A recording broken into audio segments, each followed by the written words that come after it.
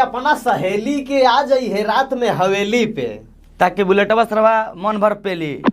हाँ वही खातिर नु बोलावता, और काहे खातिर बोलाई सरवा, अवल चौधक्कड़ है सारे बुलेटवा। अरे ऐसे न करो हाली हाली राजा जी फाट जाई जाली, ऐसे ना करो हाली हाली राजा फाट जाई जाली। ए भौजी हम तो कहते कि तू जाली के साथ साथ नु अपन गाड़ो फरवा ला, बहुत अच्छा लगी ना सरवा। हई बच्चा के लेके कहती है कि जाली फाट जी सरवा, ही झाट के झरकिंडी से लौकत हवे, ऐ सब जाली के फाट दी मर्दे। हाँ ये कहबू कि जाली हम फाटल बोकरा में घुस के तरह लुका सकता, ई बात माने लायक बाबे, लेकिन सरवा ई जाली केगा फारी यार, हमें समझ में नहीं क्या आवत। सैया चूतर फल खातिर राते रूस कइले, इस सरवा चूतर फल के सन का होला रे। एक नया वीडियो में आपका फिर से स्वागत है भाई। फाइनली आ गया है क्रेजी नंबर 1 चैनल से वीडियो। हाँ जी बहुत ही ज़्यादा मज़ेदार वीडियो है। अगर भाई वीडियो आप लोग को थोड़ा सा मुस्कुरा देता है, थोड़ा सा आप लोग को मनोरंजन करता है, तो भाई वीडियो को कर दीजिएगा लाइक, चैनल को सब्सक्राइब कर दीजिएगा। चलते हैं वीडियो में आगे बढ़ने से पहले वीडियो का लिंक आपको डिस्क्रिप्शन में मिल जाएगा, तो भाई चलते हैं वीडियो में आगे बढ़, पूरा वीडियो देखना। देवरे से ढोढ़िया फाटल बा, तो ए भौजी शुक्र मनावा के तार देवरा खाली तार ढोंढिया फरले बाबे, अगर ओकर जगह पे हम रहती नु तो ढोंढिया के संगे संगे नु गोड़ियो फाड़ देती। ओ भाई चाटत आवे हमार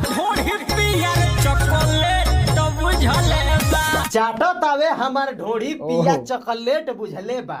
वाह हाँ, क्या गाना है बहन के लंड ना, मतलब सुनो तो रहो भौजी के काहे नाम बाबा, जौन भौजी का भातरा बाबा तौन भौजी के ढोढ़ी चॉकलेट समझ के चाटत आवे। तो ए भौजी कोई दा के सर हम लोग चूसबा चूस लेवे के, आई मीन मतलब चाट लेवे के, इहो कोनो चॉकलेट से कम ना लगी।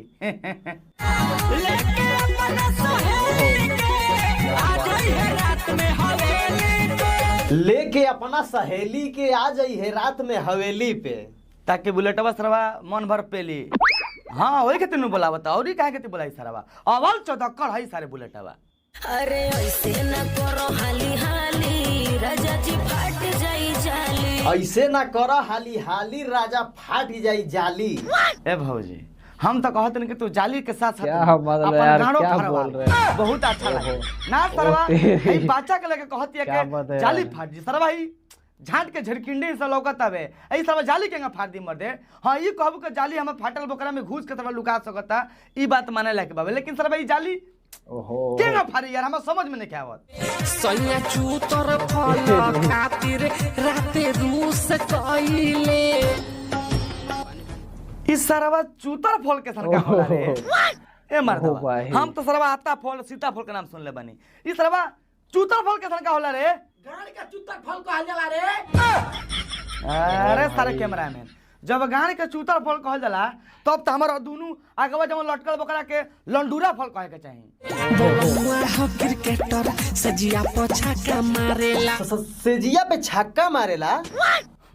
ए भौजी खाली छक्के मारेला ना, मतलब प्यारो करेला, सजिया पर छक्का मारेला। शुक्र मनावा का भौजी तारा भातरा का जहिया पर हम नहीं, तो हम रहती नु तारा बहुत हम छक्का ना मरती, पेल के लाने पर खाड़ टांग लेती भौजी करा। ओहो भाई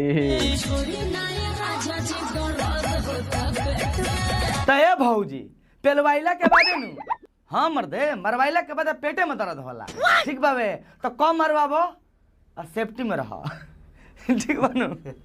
तू ठोकतार राजा हम खोखतानी हो, का कहलू हो तनी फिर से कहबू। तू ठोकतार राजा हम खोखतानी हो।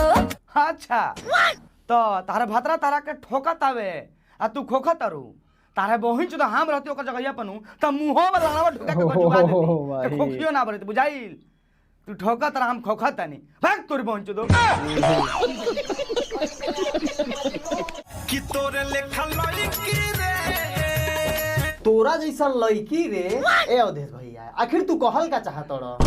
बाग मरे तारा पता नहीं के हम बताव तनी, मत भाई भौजी जैसा लड़की नु मतलब क्या हो रहा है यार ये? मुतेली हां मत दे हमरो के रोज देती सा, रोज देती सन यार। सरवा हमने कह चुके हिला हिला के हालत खराब बाबे, दुबरा का झांट तो बन जा। ऐ सरवा और देसवा रोज के मारली मर दे, हां सरवा जब अपना लगे हाथ बाबे मतलब अपना हाथ जल जगह ना ठीक बाबे तो देवे लेवे के बाद मत करो दोस्त भैया ठीक बाबे अच्छा पोजीशन पर गोल बढ़ो नहीं तो मारम गाने का निकलल भगवा अरे दादा ई सच में इहे सोच के दिल घबराए कोई लइका ना रह जाए। ए भौजी जब इतना डर बा तो दवाई खा लो आ नहीं तो हेलमेट लगा लो अगर ताला लगे हेलमेट नहीं खनू ताजा ओहो हमारा लगे भाई। कम से कम 1-2 कार्टन किन के रखले बानी सब गिफ्ट कर दम हम के ले जाओ। तो भाई हो गया वीडियो डी एंड अगर भाई वीडियो आप लोगों को थोड़ा सा भी अच्छा लगा हो थोड़ा सा आप लोग को मुस्कुराहट दिया तो भाई वीडियो को कर दीजिएगा लाइक चैनल को सब्सक्राइब कर दीजिएगा भाई आज का इतना मिलता है नेक्स्ट वीडियो में तब तक लेके जय हिंद जय भारत।